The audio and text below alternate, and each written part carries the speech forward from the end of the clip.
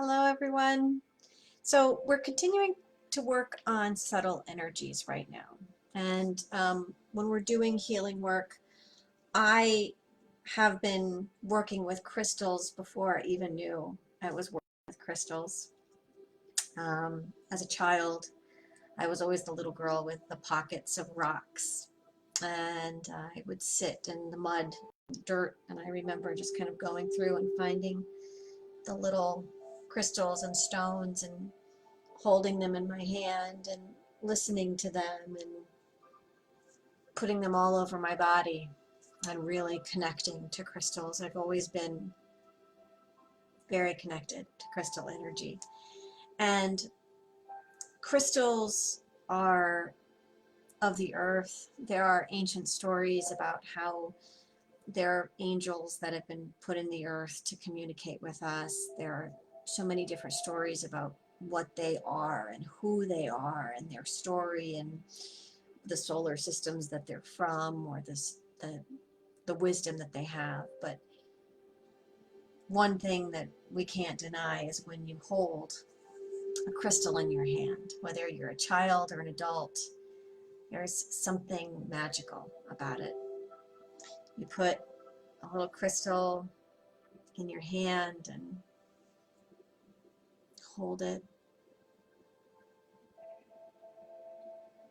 and you can feel the energy that's there. And as children, we intuitively know this. As children, we go outside, we play in the dirt. We're always looking, this crystal's talking to me, this stone's talking to me. And I remember, as my children were younger, coming home from walks and hikes with my pockets, full of rocks that, were talking to my children that wanted to come home with us. And my son would even say, this one wants to come home with us. And I would say, oh, wonderful. And so we actually had a little rock garden that we started from our walks where, by our mailbox, there's all these beautiful rocks. And most of them have come from walks in the woods with my children. So when you're working in subtle energies and healing, crystals are a wonderful way to kind of tap in to a higher frequency, not only to grounding you to the earth and to this beautiful planet that we live on and the wisdom in it. Remember, we're all part of the living library, so all the wisdom is here for us. We are a part of that library, so all of this information is already ours. We just have to seek it out. So when you're working with crystals, there are so many different ways to connect to crystals. Now, I love just the simple communication of working with crystals. I love holding stones in my hand, feeling them. These are called boji stones. These are old friends of mine. I've had them for many, many years. They're called shaman stones. I didn't know that at the time. I was just in a store and I picked them up and I had to bring them home. So one has masculine, one has feminine, divine masculine and feminine. So they always come in pairs of two, and they work together. I like to use mine in terms of just kind of like a meditation. If I need a, if you're having a thought or a worry, you can kind of, fidget with the boji stones and kind of work through with them. You can hold one in each hand to kind of bring in the, the divine masculine, the divine feminine, and kind of focus on that energy, which is beautiful. A funny side note story is when my little son was a baby, I remember it took me, I'm not kidding, a decade or more to realize that they were different energies, masculine and feminine. I knew one was a little higher frequency and one was a little lower. I could tell that they felt a little bit different. One was a little bit rougher on the outside, one's a little bit smoother. But I didn't put the dots that they were masculine and feminine energies. And my son, very little, picks them up and he goes, "Mommy, this one's a girl. Mommy, this one's a boy." And it was in that moment that I realized the wisdom that we intuitively have that we collectively forget. So here's to the remembrance of our inner powers and our inner wisdom. So when you're first working with crystals and stones, my advice is to simply go to the store, see what calls to you. Just look around, and if you see a stone and you're like, wow, that's pretty, then you can look it up and Google it and figure out more about it. I have certain resources guides that I work with. This is one of the first books that I bought for crystals. Um, there are so much information online. But for example, hematite, right? So hematite um, was really iron, and so polished. It's got this beautiful shiny magnetic quality, and it's great for kind of uh, grounding your energy, increasing blood flow, kind of getting your energy where it needs to be. Hematite is it's really good for a lot of things, like if you're overindulging in something, or if you have an addictive personality, hematite is really good. It aids in kind of um, bringing harmony and balance to that. The root chakra, keep in mind, is all about balance. It's about foundation. So if you're out of balance, you're going to gravitate towards root chakra stones. A lot of my stones are actually root chakra, especially when I was first starting, not even realizing it. A lot of the stones that I gravitated towards were reds and blacks. First of all, I wear them on jewelry. Red jasper is one of my favorites to work with.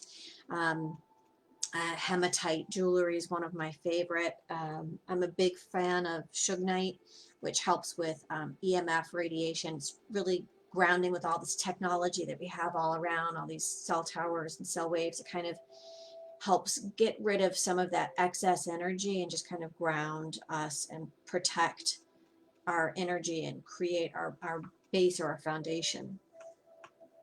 So like I said, in all the crystals will all have different energy signatures. For example, a green rock is going to usually go with the heart chakra. This is an opal. If you have something that's more, a favorite for many people is the rose quartz. This is going to go with the heart chakra. But rose quartz has recently been activated with the crystalline grid, so it will harmonize all the chakras. There are meteorite stones like Cinnamotani, one of my favorites. You can kind of see how it came into the earth, where the meteor side is all bumpy. And then where it came in through the earth is smooth, right? Beautiful. Wow, I feel the energy. I pick that up and it just changes the feelings in my arm. You can kind of feel how it starts to activate the minute you touch it, going to different places depending on their purpose and their vibration. So when you're first starting to work with crystals, my advice is to take a crystal, connect to it, and put it in your left hand. If you are a righty, vice versa, the other way, because this is your receiving hand, right? It's not your dominant hand, it's your receiving hand. So you put that in. For me, it would be my left hand, and just close your energy over the palm and kind of put your other hand kind of palm up on your lap. And if you can do a mudra like this, helps. That's the root chakra mudra. It's also great for kind of bringing your energy in.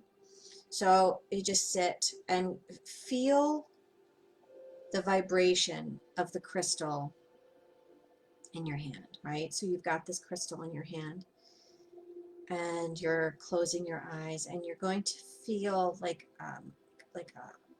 almost like a little flutter or a heartbeat around the energy of the crystal, and let that energy go deeper in through your wrist, your arm, and have that energy go right through to your heart and all the way throughout your body. And if you connect to it in this stillness, you'll be able to receive messages and normally guidance of how to work with it. Crystals at this point now come to me very naturally. I'll meditate and I'll hear the name of a crystal and I'll go to the store and I'll say, I'm looking for rhododendite or something like that. And usually the metaphysical shop is like, yep, here it is. Also recently in a new course that I've been taking, our teacher gave us these because we're working crystalline soma. So this is a beautiful oracle deck where, for example, black tourmaline, which is the one I was just holding earlier, has its own card, and it has, you know, spiritual meaning, healthy boundaries, repelling and dispelling unwanted energies, shielding, protection, healthy independence. So you can also work with them that way. Like you could do a deck and then go to the store and find them, or you could say, listen, I really want to work on this. You can Google that next to crystal and crystals will come up and you can go to the store to look at it. That's all very much so in your head. I personally believe that crystals will call to you and they will work with you. So for example, if you're doing my chakra embodiment workshop and you're in the root chakra, you're going to be looking for crystals that have a black or a red energy signature. Now, when you go to the store, just simply know that you're looking for a black or a red energy signature, and then find a crystal that's calling to you. And you'll put them in the palm of your hand. Sometimes you'll know yes or no right away. Sometimes you'll try to pick one up and it just, you can't put it in your hand. It just won't go in there. That's not the crystal for you. It doesn't want to work with you. It's like, nope, nope, nope, we're good, we're good. Other crystals will kind of fall into your hands, or it will, you'll just look at it and you can't look away from it. That means that crystal's like, hey, I can help you. Let's work together. And working together when it comes to crystals really just means putting the crystal in the palm of your hand and opening yourself up to that wisdom. That's how I like to connect with it. Now, once you have a crystal that you're working with, carry it with you. Put it in your pocket if you can.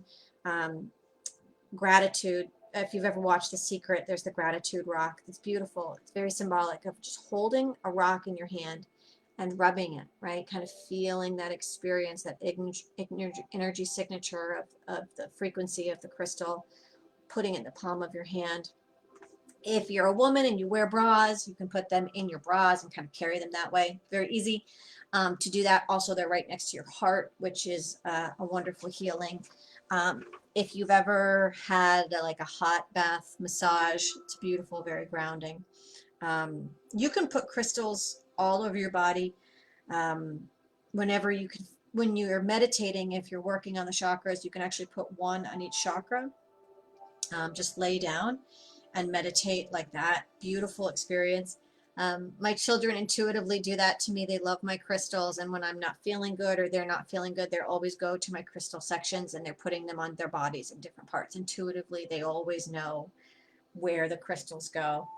And sometimes you're going to be working with a heart chakra crystal, but you're going to want to put it on your third eye.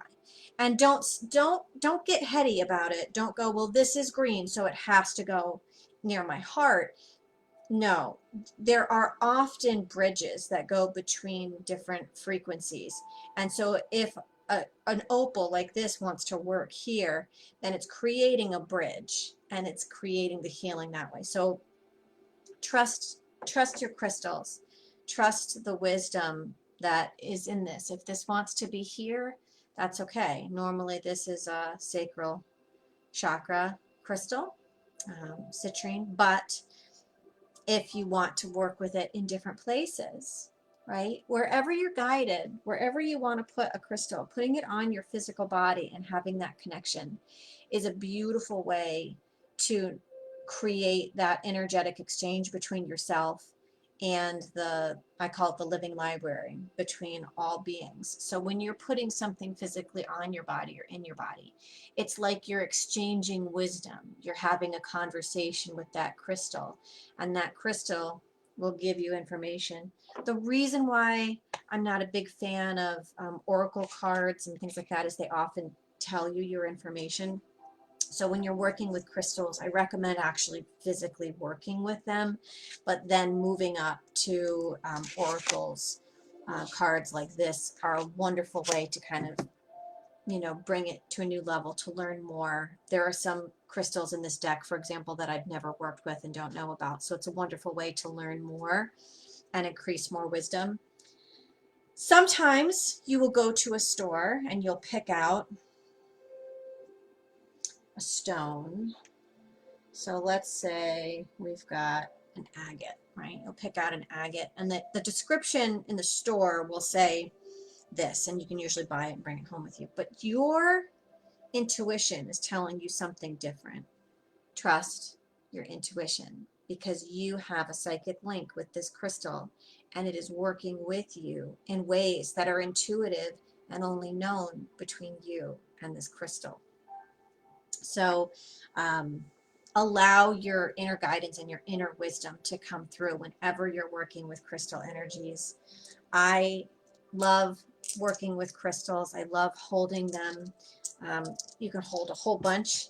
That one doesn't want to work with me. You want to hold a whole bunch in your hands and just, you know, you can just grab a whole handful, like, and you can just hold them in your hands. And it's that act of stillness. It's that act of connecting. You can put them on your body. You can wear them. You can wear jewelry. If you're a woman, and men, absolutely. We've got, you know, garnet. We can wear these jewelries. We can wear these earrings. We can express these crystals. We're putting them into our body, right? They show affluence, sure, but they also have an energetic signature, which they're going to help you carry through the day, which will also keep you consciously minded about where your healing is. If you're wearing red jasper and you're working on the root chakra, your energy is knowing that it's going towards that grounding energy. So it's just a reminder that you're working on that chakra and that frequency is coming through to you. And so as you begin this journey, there's so many different ways that you can open up and heal more. And crystals are a wonderful way to do that. And the best way to learn about crystals is simply by experiencing them. I highly recommend going to the store and picking out a crystal, bringing it home, and it's going to change the energy in your house. I mean, I have crystals actually in little pockets up in the corners of my apartment based on feng shui and the energy that I'm trying. I have a green stone for manifestation and abundance in my wealth corner. I'm looking at it right now. I have in my love corner, I have a rose quartz kind of hanging. So remember that crystals are here to work with us. If you are going to get one crystal and only one crystal, get a clear quartz. Clear quartz it magnifies and it stores energy. So you can work with a clear quartz in terms of taking your energy that you don't want anymore, and it will absorb it, and it will help to